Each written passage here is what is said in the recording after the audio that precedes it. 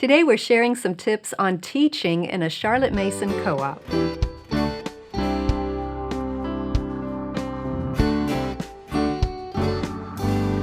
Welcome to the Simply Charlotte Mason podcast. I'm Sonya Schaefer. With the new school year gearing up, some of you are probably thinking about teaching in Charlotte Mason co-ops. And today we wanted to share some tips for you. Joining me is Laura Pitney, who's been running a Charlotte Mason co-op and dealing with teacher parents for many years now. How is teaching in a co-op similar or different from teaching your own kids at home? Well, it definitely has some differences. When you think about teaching in your home, you have your routines, you have your plan, but also you have distractions, you have kids that may be in different moods, you may be in a different mood. There's just a lot of variables to that. Laundry going, the dryer, you might have your preschooler running around. Oh, yeah. And you as the teacher are responsible to teach all the subjects, whether you really like them or not. I mean, that's just your responsibility as the teacher. So, by default, you're head over all of it. You're working through all the subjects with all the ages, with all the attitudes. There's just a lot that happens in your home when you're homeschooling. So that's not necessarily how it looks like in a co-op setting. I mean, it can, depending on, the atmosphere of that co-op. But one of the differences would be that you have maybe the option to choose which class you want to teach. You're not by default having to teach all the classes. So you can maybe sign up to teach one that you're really passionate about and that you like, or you may want to say, I want to be an assistant to this class so I can learn more about it, or learn how to do a Charlotte Mason method for that subject. So there's some flexibility with maybe what you have to do in your home versus what you have the options to do in the co-op. And so that affects, maybe even your attitude towards the co-op, because, if I have options, I'm probably going to pick the one I like, or maybe I have a strength in or a talent in, and that just looks different because you can't do that at home. I suppose you can also choose what age levels, depending on how big the co-op is, if they're divided by age levels. Right. Sometimes you have teachers that want to also teach their children in the co-op just so that they can still have their eyes on their kids and make sure they know what their kids are being taught. That's natural. But then you have moms that say, I'll do any age but the ones my kids are in, because they may just need a break and they enjoy having maybe they have a home of all littles and they want to volunteer to teach a high school class just because they're hungry for that, those conversations. So even the ages can help inspire you and be more motivated, and almost get refreshed. And that way, when you're back with your littles, or you want to do littles because you love the littles, but you only have high schoolers at home. So even the age groups can feed into you in a good way based on what you sign up for. Now, I want to revisit something you said about being an assistant, signing up as an assistant. Talk a little more about that. Do you always have assistants for your teachers, or how does that work? Well, that's one thing that I have learned over the years is there's just a component of teaching, and having that assistant helps the teacher. There's some different things. The assistant can be the automatic substitute if the teacher isn't there. So, the teacher, if they do need to take a sick day or something's going on and they can't make it, it's just comforting knowing that you have an assistant that will fill the shoes and you not feel guilty about messing up the whole co-op day for the other families. And that substitute is already familiar with the class. Correct. She's been in there the whole time. Right. And depending on the age group, you may have a room full of, 12-year-old boys, and you just need an extra set of eyes and to keep to help encourage them to make good behavioral decisions.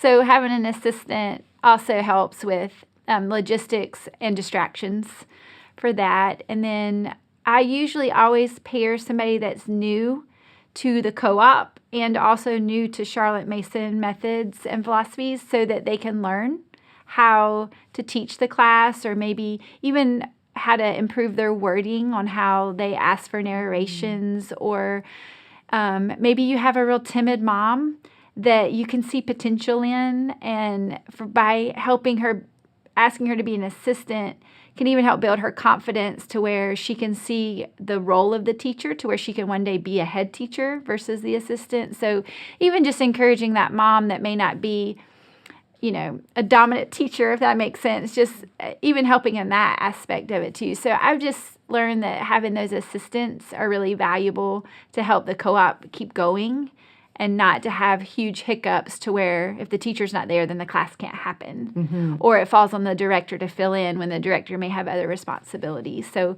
that assistant has been really beneficial. I really like the idea of using that position to train new teachers. It's like you're constantly mentoring. Correct, yeah. That's a great idea. Another thing that I think is similar but might be a little different in teaching at home versus teaching in a co-op is planning. Yeah. Yes, you have to have plans for both. How is it similar or different? Well, I think at home, we usually start out with our big picture for the year, and then we usually kind of break it down to maybe monthly and weekly and day. Like we have our general plan, and then we have our resources. But a lot of times when you get in the groove of things, you may not always prepare like you should, because you're kind of in your routine of things, which is fine. Usually your day goes fine without giving 100% to that preparation time. But in a co-op, you really do have to not only have the plan, but also commit yourself to that preparation, to where you really are giving the class the best of you and the best of the lesson and that kind of thing. So I think there's value in knowing that you do have your plan and you do need to prepare, but when it's transferred over to the co-op, there's just a little bit more accountability and expectation, because you're the teacher of other people's children. So it's harder to wing it when you have a group. Correct.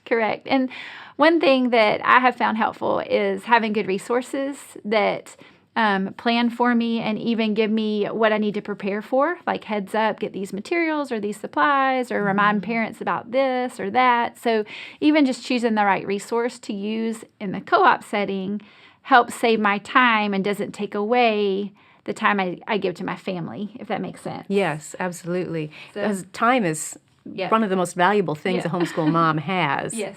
So if you can get something that someone else has invested that time in for planning and preparing, then all you need to do is run the program and read through it, make sure you're familiar with it. But you're not having to spend the hours of research or putting it together yourself. Adapting it, yeah, for sure. Yeah. And I'm very excited about the new line of Charlotte Mason Together lesson plans and courses that are now available.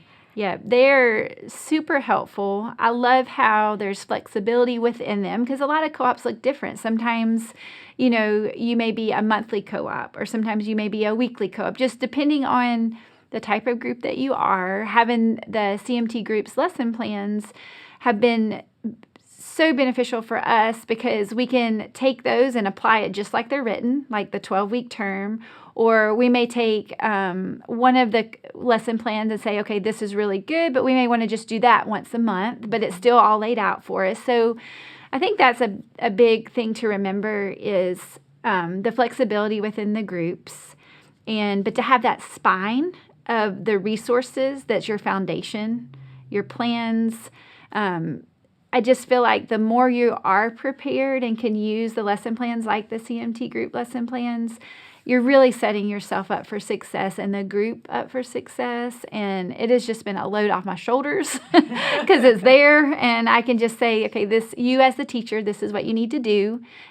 I can trust the resource to where I'm not having to pour over amount of time in trying to train the teacher, if that makes sense, because it's already scripted and written out. So it's just been a huge time saver and a trusted thing I know I can fall back on. And I love how those are available just individually, like you can pick and choose whatever you want to use. Right. But also you can get a whole bundle of, here is season 1. Right. And it has the schedule for your co-op. It has all the lesson plans. Everything's just laid out all together in one place. It's beautiful.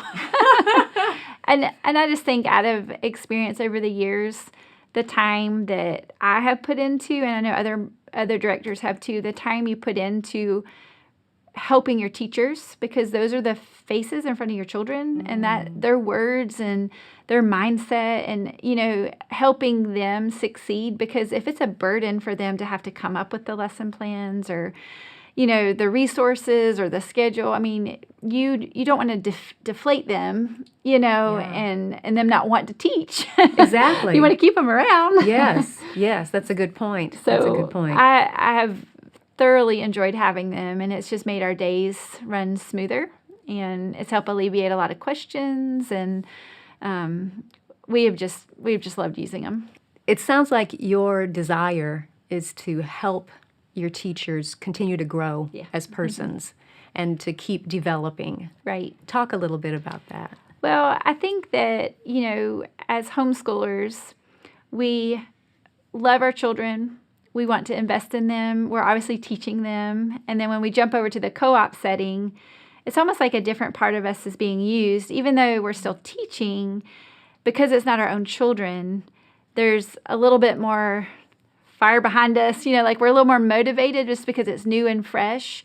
But again, helping set those teachers up for success and giving them the confidence to pour back into all of our children. I mean, that's what I love to see happen. And as the director, watching that happen is just a beautiful thing, to where that teacher, at some point, it's like they transition from the head knowledge to the heart and the knowledge working together back into the children. And that's what you want. And that's what I know we want, that heart desire to be poured into our children. So it's really neat to see when that happens in a co-op. Thanks. If you enjoyed this podcast, be sure to subscribe. We'll have links in the show notes to the Charlotte Mason Together lesson plans and season bundles and all the resources to help your co-op run smoothly. Thanks for joining us.